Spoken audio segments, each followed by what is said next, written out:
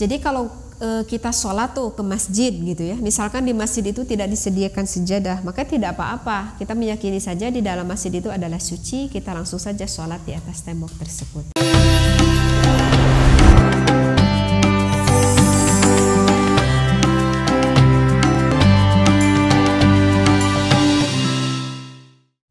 Assalamualaikum warahmatullahi wabarakatuh. Saya ingin bertanya, orang yang sholat harus suci, pakaian dan tempatnya. Apa yang dimaksud dengan tempat sholat yang harus suci itu? Sekian dari saya. Wassalamualaikum warahmatullahi wabarakatuh. Waalaikumsalam warahmatullahi wabarakatuh. Bismillah, alhamdulillah, wassalatu wassalamu ala rasulillah. Yang dikatakan adalah tempat pakaian dan badan ketika di dalam sholat.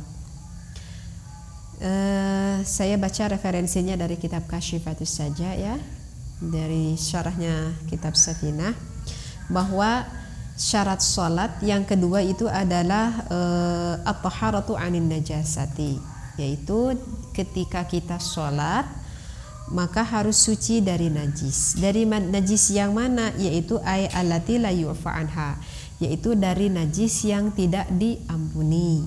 Karena najis itu ada najis yang diampuni dan ada najis yang tidak diampuni.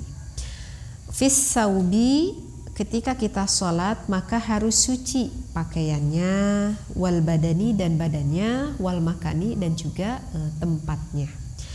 Mana yang dikatakan dengan saub atau pakaian? Ail malbusi, yaitu setiap apapun yang dipakai oleh badan kita, mingkul limahmulin lahu, yang selalu terbawa oleh badan kita, wa illam yataharrak biharakatihi wa mulaqi lidzalik, walaupun tidak berubah akan perubahannya kita sholat, karena ittisal lah ibaratkannya, karena petepung lah ibarat seperti itu. Nanti saya akan dijelaskan lebih jauh ya.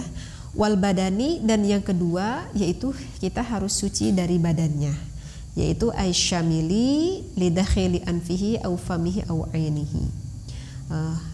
Tapi lebih baik kita terangkan satu-satu dulu ya biar lebih paham. Jadi yang dimaksud dengan saub, dengan pakaian, misalkan nih ketika perempuan mau melaksanakan sholat, jadi apa yang menempel di pakaian kita itu tidak hanya sebatas mukenanya saja. Ya apapun itu yang menempel dengan badan kita, maka itu harus meyakini bahwa yang setiap menempel ke badan kita harus meyakini semuanya itu suci. Artinya tidak ada najis di pakaian kita. Misalkan perempuan suka memakai bengketan gitu ya, diikat gitu si rambutnya, maka pengikat rambutnya harus meyakini bahwa pengikat rambutnya itu suci gitu. Karena ini pengalaman ini pernah terjadi sama saya gitu. Ketika itu saya tuh di rumah, saya tuh mau mengepel gitu ya, mau mengepel lantai yang ada di rumah. Nah, lantai yang ada di rumah saya itu, saya meyakini bahwa lantai yang ada di rumah saya itu adalah hukumnya najis. Saya tidak meyakini lantai yang ada di rumah saya itu hukumnya suci gitu. Walaupun misalkan itu najisnya itu ada sedikit, maka untuk menghilangkan najis yang ada di lantai, bagaimana caranya? Kan caranya harus wurudul ma'i, artinya harus dialirkan air begitu.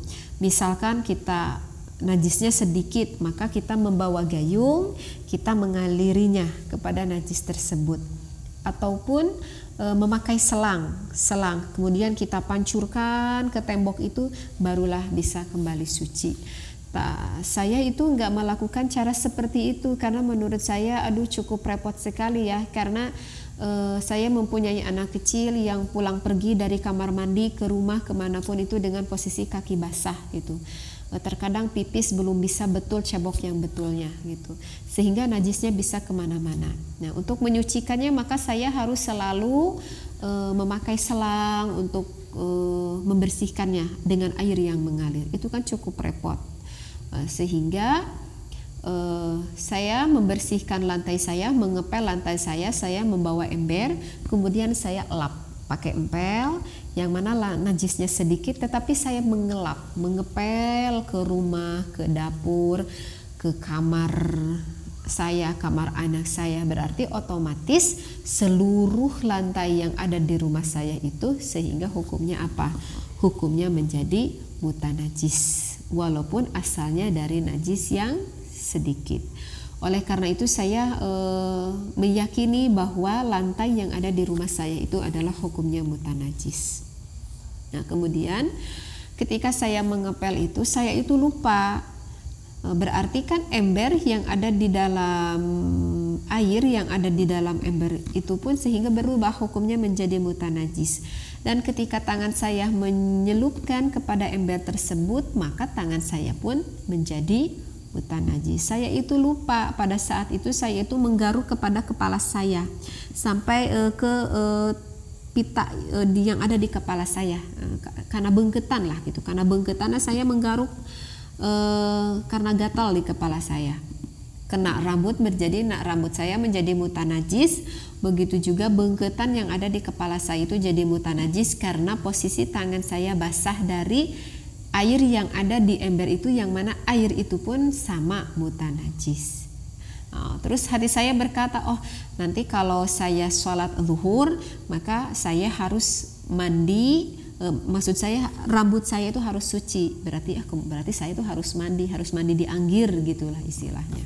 Nah, ketika sudah itu saya sholat zuhur, udah beres sholat zuhur ketika sekitar jam 1-an, entah jam 2 saya lupa lagi, saya tuh diinget-inget gitu ya, tadi sholat, oh saya dikersain baru inget gitu, oh iya saya lupa, harusnya saya tadi kan mandi, ketika saya mau sholat harus mengalirkan air ke rambut saya dan bengketan saya karena ada najis.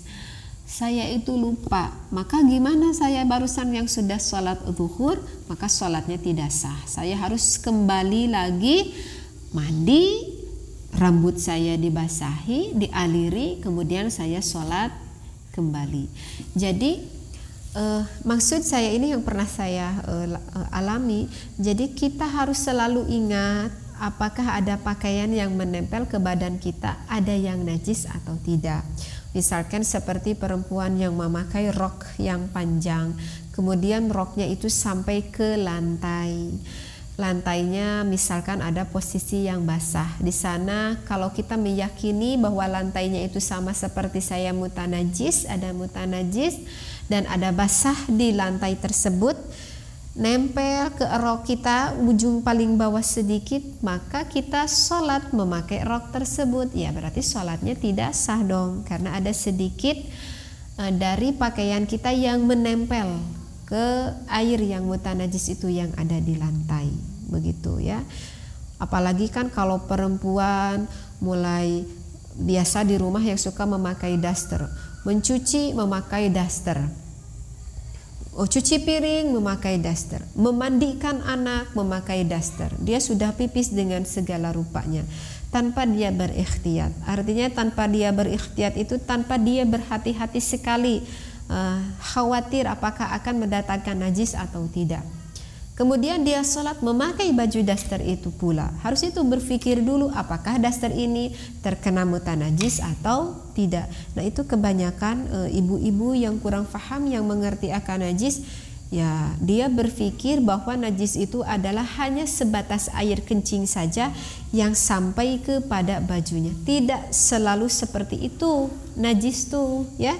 Yang tadi saya contohkan, di dalam ember itu kan tidak ada tampak air kencing, tetapi karena air itu sudah menempel ke tembok yang ada najisnya, ya seluruh rumah menjadi mutanajis, airnya pun menjadi mutanajis, terkena tangan saya menempel ke rambut, ya rambutnya yang menjadi mutanajis. Karena najis itu akan tempel ketika di dalam keadaan salah satunya basah.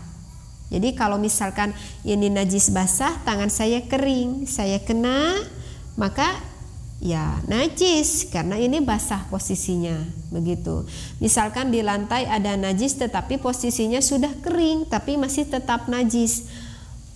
Kaki saya kering menempel di atas mutanajis, yaitu tidak akan menjadi mutanajis. Kenapa? Karena posisinya kering dengan kering. Jadi yang bisa dikatakan najis jika basah dengan basah ataupun salah satu basah walaupun dengan yang satu lagi kering, seperti itu ya. Mudah-mudahan bisa dapat memahami apa yang saya maksudkan ini. Jadi kita harus betul-betul berikhtiyat, berhati-hati gitu ya. Keduanya itu kita harus suci dari badan kita. Aisyamili lidakhili anfihi au famihi au ainihi. Yang termasuk dengan badan itu termasuk anfihi, hidung kita, di dalam hidung kita itu termasuk harus suci. Kemudian juga dari mulut kita au ainihi ataupun kedua mata kita. Begitu. Kalau misalkan dari hidung kita, tadi misalkan contohnya saya sedang mengepel, posisi tangan saya basah, basahnya ini adalah basah mutanajis, kemudian saya mengupil, berarti masukkan ke dalam hidung saya. Kemudian saya berwudu, saya lupa tidak menghirup air ke dalam hidung, langsung saja saya wudu, saya tidak menghirup air ke hidung, ya berarti kita lupa bahwa di dalam hidungnya ada apa? Ada mutanajis. Kemudian kita sholat, ya tidak sah sholatnya. Kenapa? Karena ada najis yang masuk ke dalam bagian hidung kita. Begitu ya. Nah, jadi yang termasuk badan itu termasuk dua hidung kita, termasuk mulut kita, termasuk dua mata kita. Wal makani, dan juga tempatnya. Tempatnya pun ketika kita sholat harus suci dari najis gitu. Aima yulaqi syai'an min badanihi au malbusihi. Begitu. Jadi kalau tempat itu misalkan kalau kita sholat kan sudah suka memakai sejadah. Apakah wajib kita ketika sholat harus memakai sejadah? Tidak wajib. Jika apa itu ya, temboknya gitu misalkan ya, kalau misalkan kita sholat di atas tembok gitu ya, jika si temboknya itu kita meyakini suci, maka tidak mewajibkan kita memakai sejadah. Misalkan kita masuk tuh ke masjid, jadi kalau kita sholat tuh ke masjid gitu ya, misalkan di masjid itu tidak disediakan sejadah, maka tidak apa-apa, kita meyakini saja di dalam masjid itu adalah suci, kita langsung saja sholat di atas tembok tersebut. Tetapi kalau saya di rumah ya otomatis saya selalu menggunakan sejadah karena saya tidak meyakini bahwa tembok yang ada di rumah saya itu adalah suci. Bahkan saya meyakini bahwa tembok yang ada di rumah saya itu mutanajis, sehingga saya selalu menggunakan sajadah itu. Maka posisi sajadah itu ya harus di dalam keadaan suci. Yang mana yang dimaksud dengan makan dengan tempat yaitu yang yang terkena gitu, yang entel gitu ke badan kita. Misalkan begini, ini posisi sejadah kita gitu ya. Ini posisi sejadah kita. Kita tuh sholat di sini. Misalkan ada najis di ujung sejadah ini, sedikit saja, ada sedikit najis dari ujung sejadah kita ini. Apakah kita masih bisa melakukan sholat memakai sejadah ini? Kita masih bisa melakukan sholat sejadah ini.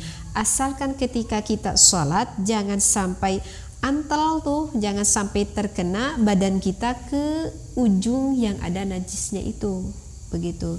Jadi kita masih bisa kok sholat walaupun itu masih ada najis. Kenapa alasannya walaupun masih ada najis kita kok masih bisa melakukan sholat? Karena sejadah itu tidak nempel dengan badan kita, alasannya seperti itu.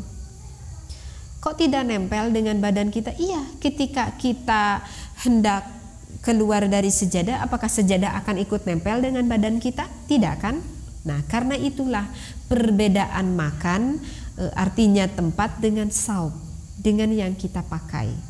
Berbeda dengan begini, misalkan laki-laki itu sholat. Misalkan laki-laki itu sholat menggunakan sorban. Sorbannya panjang sekali. Misalkan si sorbannya itu ketika dia sholat, karena sorbannya panjang sekali sampai antel ke tembok misalkan ya, sampai antel ke tembok. Misalkan si temboknya itu ada najisnya. Nah, maka itu tidak sah sholat laki-laki tersebut. Kenapa? Karena ketika laki-laki tersebut hendak kemanapun, maka sorbannya bagaimana? Akan selalu mengikuti dia. Nah, maka sorban itu tidak disebut tempat, tetapi apa? Disebutlah saub, disebutnya pakaian, begitu. Jadi ketika saya sholat, saya sangat berikhtiar, saya sangat berhati-hati kalau saya dikhawatirkan mukena saya itu jangan sampai terkena ke tembok. Saya sangat menjaga sekali ketika sholat jangan sampai mukena saya antal ke tembok. Kenapa saya sangat menjaga mukena saya jangan sampai antal gitu ya, maksudnya menempel gitu ke tembok? Karena ya tadi saya berpikir bahwa tembok yang saya itu mutanajis. Saya tidak tahu tembok keadaan yang ada di rumah kalian ya. Saya menghukumi saya, biar ini ada gambaran. Kenapa? Karena saya meyakini tembok yang ada di rumah saya mutanajis. Ketika mukena saya antel gitu ya ke tembok, ketika saya sholat, maka itu disebutnya ittisal, menempel. Maka ketika saya hendak kemanapun, mukena itu tetap menempel di badan saya. Maka bisa tidak sah sholatnya seperti itu. Karena mukenanya itu nempel dengan badan saya. Berbeda dengan sejadah. Kalau sejadah itu bukan disebutnya saub. Kalau sejadah itu disebutnya makan, disebutnya tempat. Jadi kalau di sejadah ada najis sedikit saja dari ujung sejadah, toh kita enggak antal ke sana, itu tidak apa-apa, begitu ya. Kecuali kalau kita mengetahui di ujung sejadahnya itu ada najis, kemudian kita meninjek gitu ya, kanu yang ada najisnya dan posisi kaki kitanya basah, ya maka kaki kita itunya menjadi apa? Mutanajis, seperti itu ya. Paham gak ya? Mudah-mudahan paham apa yang saya terangkan, apa yang dinamakan dengan saub pakaian, juga dengan badan diri kitanya, dan juga dengan makan tempat sholat kita. Jadi kita harus meyakini bahwa saub ataupun ya pakaian, badan ataupun tempat itu harus suci dari najis. Nah, berkata akan najis, najis itu sebetulnya terbagi menjadi 4 bagian ya. Najis itu terbagi menjadi 4 bagian. Wa alam anna najasata ala arba'ati aqsamin, terbagi menjadi 4 bagian. Qismin, bagian yang pertama la yu'fa anhu fis saubi wal ma'i. Jadi yang pertama adalah bagian najis yang tidak diampuni di pakaian dan juga tidak diampuni di air, begitu. Jadi ada sifat najis yang di pakaian tidak diampuni, yang di air pun tidak diampuni. Itu contohnya banyak sekali. Wahuwa ma'rufun. Di sini dikatakan contohnya banyak sekali. Ya misalkan begini. Misalkan pakaian kita, kemudian kita mempunyai anak kecil. Anak kecil duduklah di pangkuan kita. Kemudian pipislah anak kecil tersebut sehingga air kencingnya menempel ke pakaian kita. Berarti pakaian kita itu menjadi najis. Maka itu tersebutnya najis apa? Najis yang tidak diampuni. Artinya menyucikannya yaitu harus wurudul ma'i, harus dialirkan air. Dan juga najis yang tidak diampuni di air yaitu air kencing. Misalkan anak kita pipis ke bak mandi, ke bak mandi, anak kita tuh pipis seenaknya saja, nggak ngerti itu. Ataupun misalkan tangan anak kita itu penuh dengan air kencing, air pipis, kemudian itu memasukkan ke dalam bak mandi yang ada di jamban kita, maka airnya itu menjadi apa? Menjadi najis. Bisa dikatakan air itu menjadi najis jika airnya itu qalilan, jika airnya itu kurang dari 2 kulah. Tapi kalau airnya itu melebihi dari 2 kulah, anak kita penuh dengan air pipis, masukkan ke dalam bak itu, kalau airnya ada 2 kulah, maka itu tidak akan menjadi najis selama airnya itu tidak berubah rupa, rasa, dan juga baunya. Tapi kalau posisi airnya yang sedikit, yang kurang dari 2 kulah, yang kurang dari sekitar 216 liter, atau ukuran bak 65 ke 65 ke 65, ketika terkena najis, maka air yang kurang dari 2 kulah itu semuanya airnya menjadi apa? Menjadi mutanajis, dan airnya itu tidak diampuni, seperti itu ya. Jadi itu bagian yang pertama adalah najis yang tidak diampuni di air dan juga tidak diampuni di pakaian. Najis yang kedua yaitu waqismin yufa anhu fihima. Nah, kalau yang kedua itu adalah najis yang sekarang mah najisnya teh diampuni di pakaian kita, diampuni juga di air. Jadi terkena ke pakaian diampuni, terkena di air juga diampuni. Maksudnya air di sini air mana? Air yang kurang dari 2 kula. Seperti apakah itu? Misalkan contohnya seperti wahuwa ma la yudrikuhu at-tarful mu'tadilu, yaitu najis yang tidak tampak terlihat oleh ukuran mata yang normal. Begitu. Misalkan contoh seperti ini kalau kurang paham. Misalkan kita itu mau membuang air kecil tuh. Misalkan kita perempuan memakai rok misalkan gitu. Ketika saya mau pipis gitu, saya itu sangat berikhtiyat. Artinya berikhtiyat itu saya itu sangat berhati-hati sekali karena saya khawatir ketika saya mengeluarkan air kencing, ketika saya pipis, saya takut najisnya itu terkena ke pakaian saya. Maka kewajiban saya yang pertama itu adalah harus berikhtiyat. Artinya berikhtiyat berhati-hati. Nah, kemudian rok itu saya ke ataskan karena saya takut terkena najis. Kemudian saya lah pipis. Nah, padahal saya itu sudah berikhtiyat, sudah berhati-hati, ternyata masih saja tetap ada sedikit najis yang tidak tampak terlihat oleh mata, antel tuh ke pakaian saya, tetapi saya tidak mengetahuinya gitu. Padahal sebetulnya ada sedikit yang mengecret gitu ya ke pakaian saya, maka itu diampuni. Karena apa? Posisinya saya tidak tahu yang pertama, dan keduanya ya karena tidak tahu, karena najisnya sedikit bahkan tidak nampak terlihat oleh mata saya. Dan kedua yang bisa memaafkan kepada saya adalah karena saya awalnya sebelum mau pipis itu berikhtiyat, berhati-hati. Berbeda dengan orang yang tidak berikhtiyat. Misalkan mau pipis, ya enak aja pakaiannya. Misalkan pakaiannya itu ngegapuy gitu ya, antel gitu ke tembok misalkan gitu. Maka itu ya tidak berikhtiyat orang itu, tidak hati-hati gitu. Nah, maka itu tidak bisa diampuni. Begitu ya. Jadi yang kedua diampuni di pakaian dan juga diampuni di air, yaitu seperti najis yang tidak tampak terlihat oleh mata kita yang normal ya. Oleh mata yang normal. Bagian yang ketiga itu adalah apa? Wa qismin yufa'anhu fis saubi dunal ma'i. Yang ketiga adalah najis yang diampuni di pakaian. Nah, sekarang yang ketiga adalah bagian najis yang di pakaian kita, jika terkena pakaian itu masih diampuni. Tetapi ketika masuk ke dalam air najis yang ada di air itu tidak diampuni. Seperti apa? Wa qismin yufa'anhu fi thawbi dunal ma'i wa huwa qalilun ad-dami lisuhulati law sa'ala minhu arafun. Oh ya. Yang ketiga sekali lagi, yang ketiga adalah diampuni di pakaian tetapi tidak diampuni di air. Contohnya itu adalah ada darah. Kalau di pakaian itu diampuni. Misalkan begini contohnya, kita sedang sholat. Misalkan yang sedang sholat itu punya apa ya? Punya penyakit bisul, tahu bisul?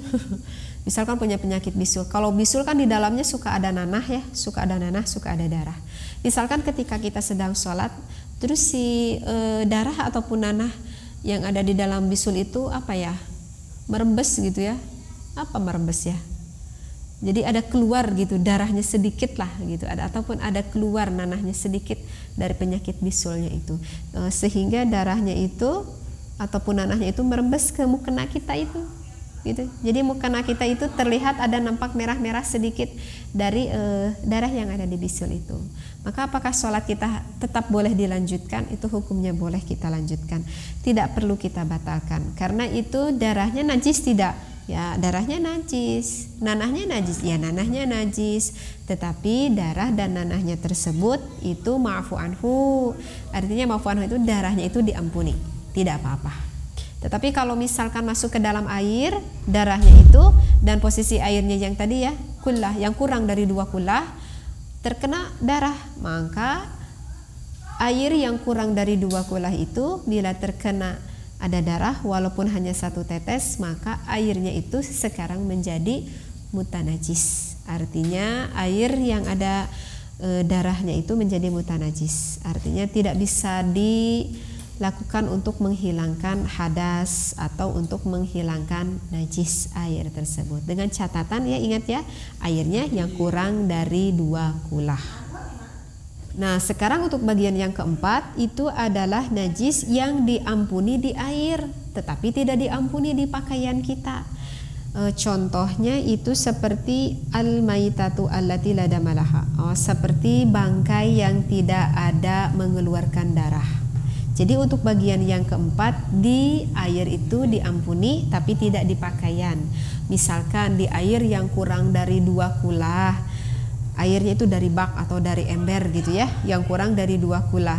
Misalkan ada bangkai cecunguk itu cecunguk ya, kecoa ya. Nah, misalkan ada bangkai kecoa, sehingga kalau di air yang kurang dari 2 kulah itu tidak mengakibatkan najis. Kenapa? Karena bangkainya itu tidak mengeluarkan darah.